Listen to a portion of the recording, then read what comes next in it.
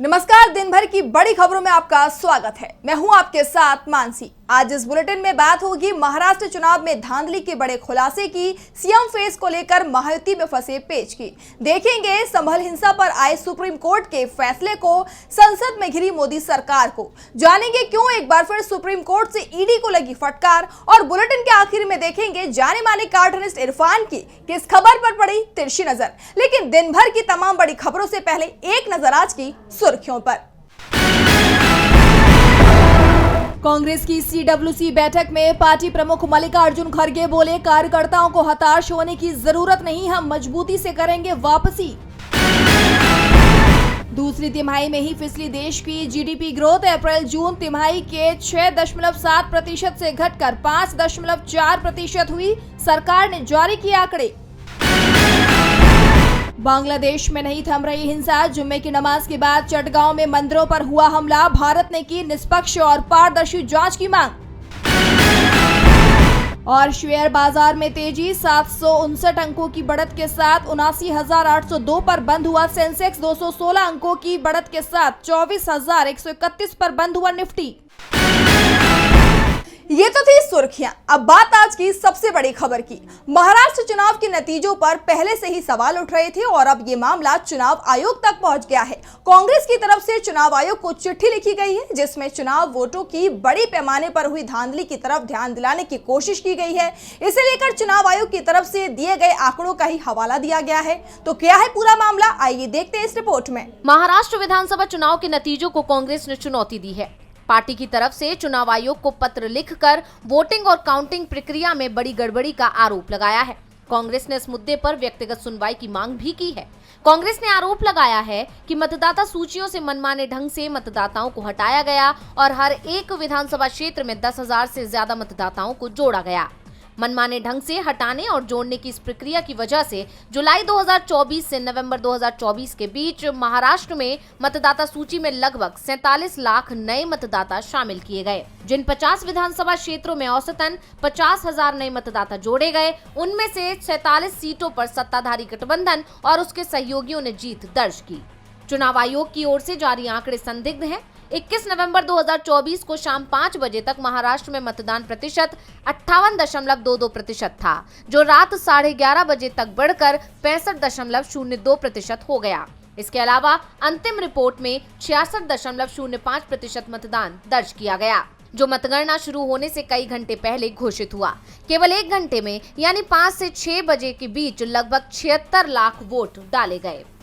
इसके साथ ही कांग्रेस अध्यक्ष मल्लिकार्जुन खड़गे ने भी इलेक्ट्रॉनिक वोटिंग मशीन यानी ईवीएम की विश्वसनीयता पर सवाल उठाते हुए मतपत्रों के उपयोग की मांग की। उन्होंने कहा, हमें ईवीएम नहीं बैलेट पेपर चाहिए। दरअसल महाराष्ट्र विधानसभा चुनाव से पहले हर सर्वे और रिपोर्ट्स में दिखाई दे रहा था कि एमबीए आसानी से सरकार बना सकता है, लेकिन जब चुनाव परिणाम सामने आए तो सभी आंकड़े पलट गए। महायुति ने राज्य में अब तक की सबसे बड़ी जीत हासिल कर ली। महाराष्ट्र विधानसभा चुनाव के नतीजों पर सवाल उठ रहे हैं, तो सवाल सीएम पद को लेकर भी उठ रहे हैं। महायुति गठबंधन में सीएम पद को लेकर टकराव खुलकर सामने आ गया है। एकनाथ शिंदे के बीजेपी हाईकमान से नाराज होने की खबरें आ रही हैं। उनके महाविकास आघाड़ी गठबंधन के संपर्क में होने की बातें भी सामने आ रही हैं। ऐसे में एनडीए की मुश्किलें बढ़ती नजर आ रही हैं। देखिए ये रिपोर्ट। महायुति गठबंधन में दरार चौड़ी होती जा रही है। सीएम पद को लेकर टकराव थमता नहीं दिख रहा है। बीजेपी के साथ एक बार फिर बड़ा खेल होने के संकेत मिल रहे हैं। मुंबई में महायुति की बैठक बुलाई गई थी, लेकिन अचानक ही इसे रद्द करने की खबर आ गई, क्योंकि एकनाथ शिंदे महायुति की बैठक को छोड़कर सतारा चले गए। सतारा में शिंदे का पैतृक आवास है। अब उनके मुंबई वापस आने पर ही बैठक होगी। फिलहाल जो जानकारी सामने आ रही है उसमें शिंदे के 30 नवम्बर को भी लौटने की संभावना नहीं है, यानी अब महायुति की बैठक 1 दिसंबर को हो सकती है, जिसके चलते 2 दिसंबर को सीएम पद की शपथ का कार्यक्रम भी टाल दिया गया। अगर सब कुछ ठीक रहता है तो नई सरकार 5 दिसंबर को शपथ ले सकती है। इससे पहले महायुति के तीनों बड़े नेताओं सीएम शिंदे, बीजेपी नेता देवेंद्र फडणवीस और एनसीपी प्रमुख अजीत पवार की दिल्ली में अमित शाह के साथ करीब 3 घंटे की मैराथन बैठक हुई थी। बैठक के बाद तीनों नेता मुंबई लौट आए। इसी बीच एकनाथ शिंदे के शरद पवार गुट के नेता जितेंद्र आह्वान के साथ मुलाकात की खबर भी सामने आ रही है। अवार्ड ने ये मुलाकात सीएम आवास में की है। शिंदे के सतारा जाने से ठीक पहले ये मुलाकात हुई है। दावा किया जा रहा है कि शिंदे को अवार्ड ने शरद पवार का संदेश दिया है। दोनों नेताओं में क्या बात हुई ये अभी सार्वजनिक नहीं की गई है। इस बीच खबर आ रही है कि एकनाथ शिंदे ने अमित शाह के साथ हुई बैठक में सीएम पद छोड़ने के बदले कुछ डिमांड कर दी है और शाह ने शिंदे को इस पर कोई आश्वासन नहीं दिया है, जिसके चलते सरकार गठन में पेच फंसा हुआ है। आपको बता दें कि महाराष्ट्र में 23 नवंबर को चुनाव नतीजे आए थे। राज्य की 288 सीटों में से महायुति को 230 सीटों पर जीत मिली थी। चुनाव नतीजे आने के बाद बीजेपी ने एकनाथ शिंदे को सीएम पद देने से इनकार कर दिया था, जिसके बाद से गठबंधन में टकराव बना हुआ है। महाराष्ट्र में सीएम कौन होगा, इस पर सवाल बने हुए हैं। तो सवाल संभल हिंसा को लेकर भी बने हुए हैं कि आखिर यहाँ हिंसा क्यों हुई, क्योंकि कोर्ट ने एक पक्षीय सुनवाई की थी। ये मामला सुप्रीम कोर्ट पहुंचा था, तो क्या आदेश दिए हैं सुप्रीम कोर्ट ने, देखिए ये रिपोर्ट। यूपी के संभल में जामा मस्जिद के एएसआई सर्वेक्षण के खिलाफ जामा मस्जिद कमेटी की याचिका पर सुप्रीम कोर्ट में अहम सुनवाई हुई। इस दौरान सीजेआई संजीव खन्ना की बेंच ने इलाके में शांति कायम रखने पर जोर देते हुए योगी सरकार को कड़ी फटकार लगाई। इसके साथ ही कोर्ट ने सरकार को दोनों समुदायों में शांति समिति का गठन करने के निर्देश भी दिए हैं। सीजेआई ने कहा कि मामले में सही और गलत क्या है, हम अभी ये नहीं देख रहे हैं। याचिकाकर्ताओं को आदेश को चुनौती देने का अधिकार है। बेंच ने निचली अदालत को निर्देश देते हुए ये कहा कि हाई कोर्ट की इजाजत के बिना मामले में आगे कोई भी कार्रवाई नहीं की जाएगी। ट्रायल कोर्ट 8 जनवरी तक कोई फैसला ना सुनाए।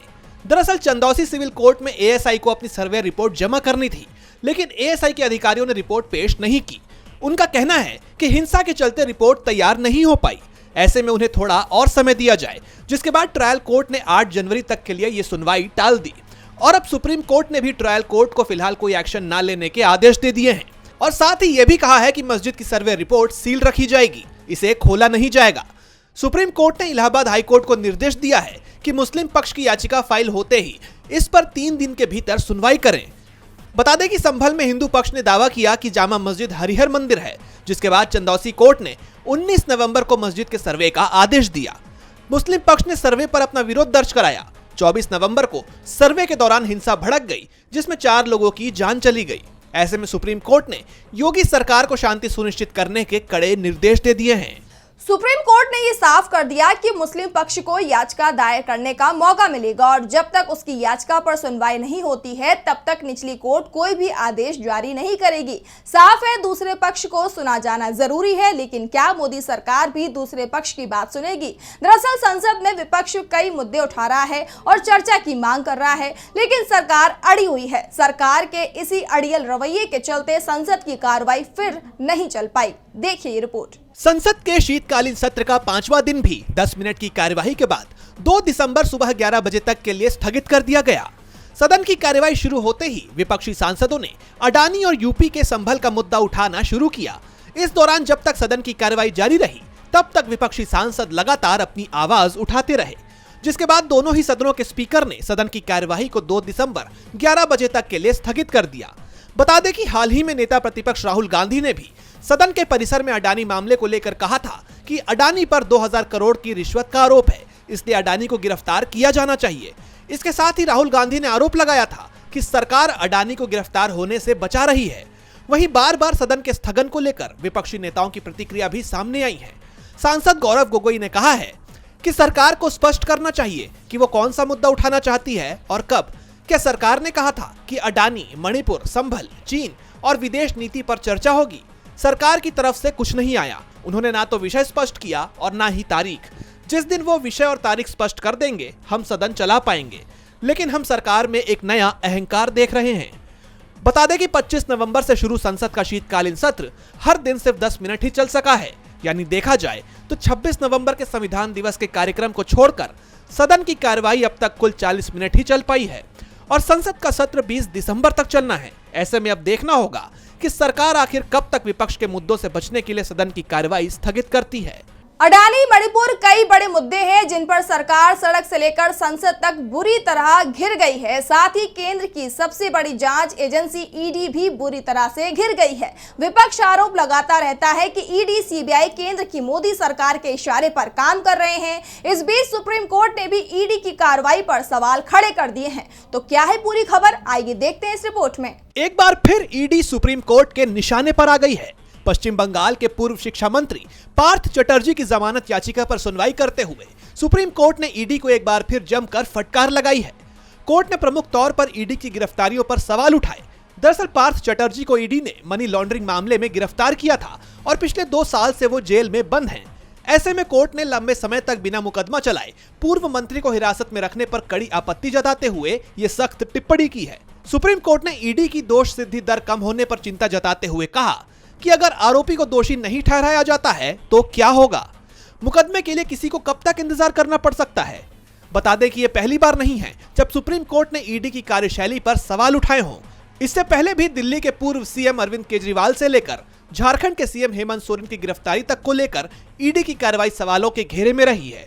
कोर्ट ने इसी साल अगस्त में मनी लॉन्ड्रिंग के मामलों में कम सजा दर का हवाला देते हुए ईडी से गुणवत्तापूर्ण अभियोजन और सबूतों पर ध्यान केंद्रित करने को कहा था। इसी साल 6 अगस्त को मोदी सरकार की तरफ से लोकसभा में ये बताया गया था कि 2014 से 2024 तक पीएमएलए के तहत कुल 5,297 मामले दर्ज किए गए हैं, लेकिन केवल 40 मामलों में सजा हुई जबकि 3 बरी हो गए।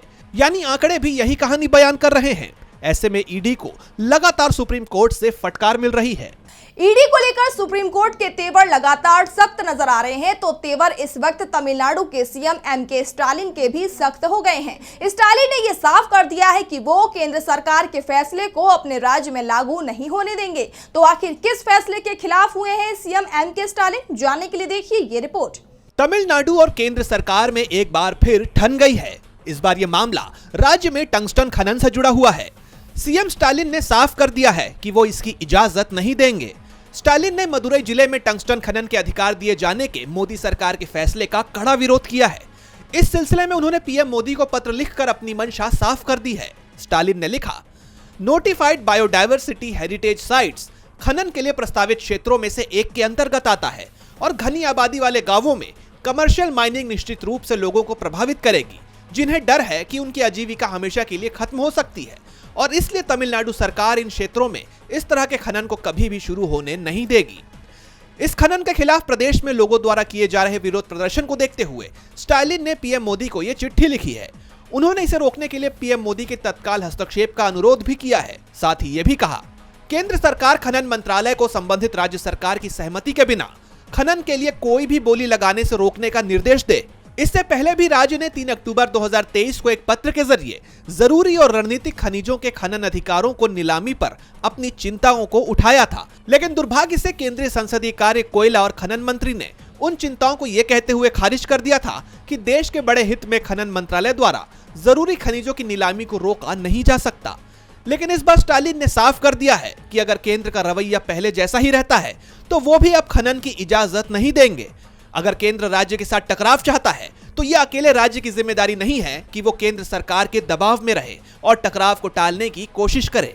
तमिलनाडु सरकार के बदले तेवर ने मोदी सरकार की मुश्किलें बढ़ा दी हैं, तो मोदी सरकार की तरफ से कई बड़े फैसले लिए गए हैं जो 1 दिसंबर से लागू हो रहे हैं। कहीं नियम बदल रहे हैं तो कहीं दैनिक जीवन में जरूरी चीजों के दाम में बदलाव देखने को मिलेगा, जिसका असर देश के हर कोने में, हर घर में, हर आम आदमी की जेब पर पड़ेगा। तो क्या है वो बड़े बदलाव, आइए देखते हैं इस रिपोर्ट में।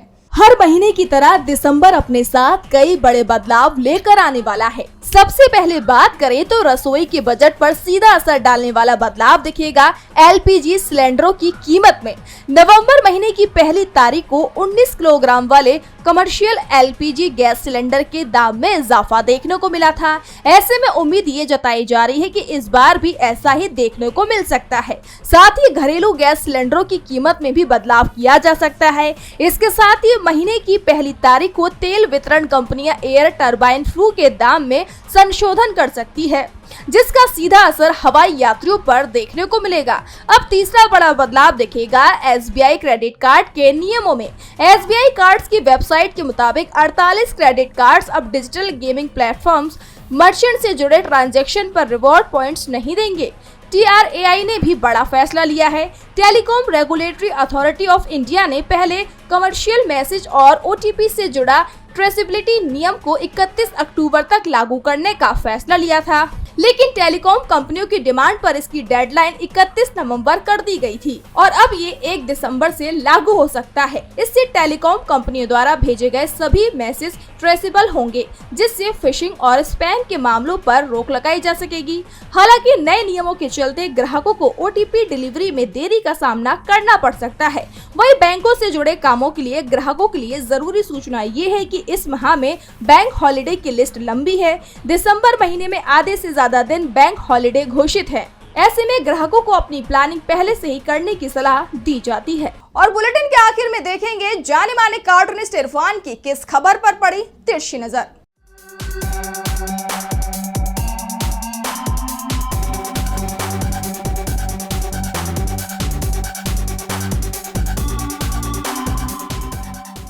महाराष्ट्र में दूसरी बार सीएम की कमान संभालने की उम्मीद करने वाले एकनाथ शिंदे और बीजेपी के सीएम पद के उम्मीदवार जो कि पिछली बार सीएम पद अपना गवा बैठे थे, देवेंद्र फडणवीस के बीच का मामला अभी तक नहीं सुलझा है, क्योंकि मामला दिल्ली बैठे हुए सुप्रीम सरकार ही तो करेंगे। इस बीच में कहा जा रहा है कि एकनाथ शिंदे नाराज होकर अपने गांव चले गए हैं। हो सकता है उनसे कहा हो कि भैया अब तो शपथ ग्रहण समारोह हो जाए तभी वापस लौट कर आना।